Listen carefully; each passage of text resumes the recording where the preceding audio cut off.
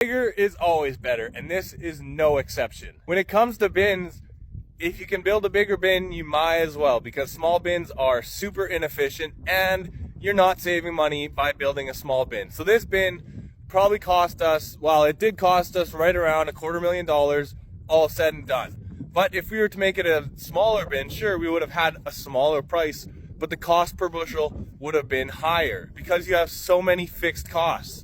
Like, you're still building a good base and foundation no matter what bin. So if you had a 30-foot diameter bin instead of a 42-foot diameter bin, you're still having to prep a bin site. Sure, this one's a little bit larger, but you have all the equipment and everything, you're doing it anyways, you might as well prep a bigger bin site.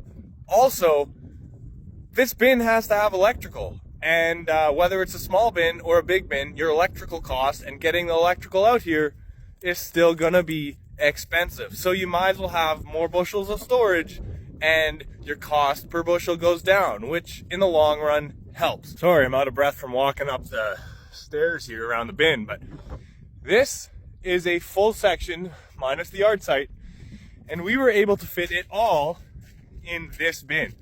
We put right around 90,000 bushels of oats in this bin, and we didn't have to move the auger once. Before we built this bin, these were the biggest bins that our farm had, and you can put 4, maybe 5 Super Bs in them before you're moving an auger.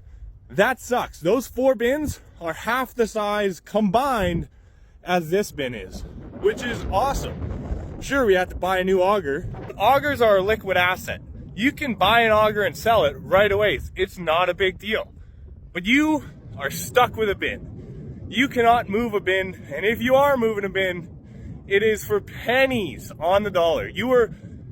If you don't build the bin where you want that bin to be for the next 100 years, not a good use of money. So if you're building a bin, find the diameter pad that you want and then build it as tall as you can on there, because that's where you're gonna be the most efficient. Concrete is expensive, your base is expensive. The bin, the metal, that's the cheapest part. So get the pad size and then build it up. Plus, I mean, we would have had to move that auger probably 6 or 7 times to different bins if we wanted to do this full section of oats. But because we had one massive bin and also a massive auger, we were able to do this whole section without moving it once.